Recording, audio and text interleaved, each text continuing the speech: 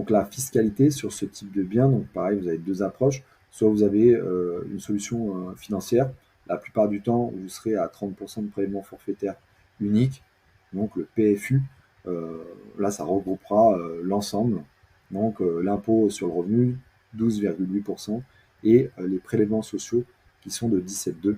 Et l'ensemble, vous aurez 30%. Vous avez fait par exemple 1000 euros de bénéfices, et bah, vous aurez 30%, donc 300 euros qui partiront à l'État. Et autrement, vous avez la détention directe qui est différente. Donc là, vous avez une taxation soit forfaitaire au taux de 6,5%.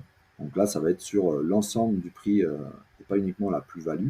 L'ensemble du prix, vous aurez 6,5% à reverser. Ou autrement, vous allez avoir un prélèvement de 36,2. Là, c'est si vous désirez, vous avez une option. Donc là, vous décidez de ne pas être forfaitisé à 6,5 sur l'ensemble du bien. Vous voulez un prélèvement de 36,2 qui va diminuer avec les années. Donc là, le 36,2, c'est toujours l'impôt sur le revenu, donc qui est 19%, et les prélèvements sociaux qui sont 17,2. Et le regroupement va faire 36,2 sur ce type de... C'est des biens meubles, on appelle ça. Et uniquement sur la plus-value. Et derrière, dès la deuxième année, donc vous allez avoir 5% d'abattement.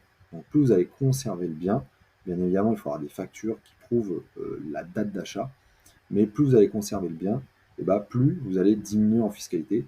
Et au-delà de 22 ans, vous n'aurez plus d'imposition. Donc voilà, deux approches différentes.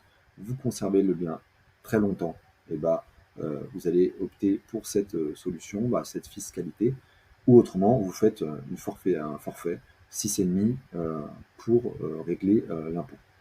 Et toutes les transactions sur ce type d'objet d'art, que ce soit de la collection, que ce soit le vin, etc., et bah, vous avez en fonction du prix de cession. Donc si ce prix n'excède pas 5 000 euros par transaction, et bah, derrière, vous n'aurez pas de fiscalité tout simplement. Donc là aussi, vous pouvez avoir une approche fiscale. Si on prend des bouteilles de vin, des bouteilles qui seraient vendues moins de 5 000 euros, bah, vous n'aurez pas de fiscalité dessus. Donc ça peut aussi être un plus. Donc, voilà, à comprendre et à connaître. Donc soit la flat tax pour des solutions financières, ou autrement derrière en détention directe. Donc forfait de 6,5 sur le prix global, ou autrement juste sur la plus-value, et là 36,2, et en fonction des années, vous allez avoir moins de fiscalité, et au bout de 22 ans, donc plus de fiscalité du tout.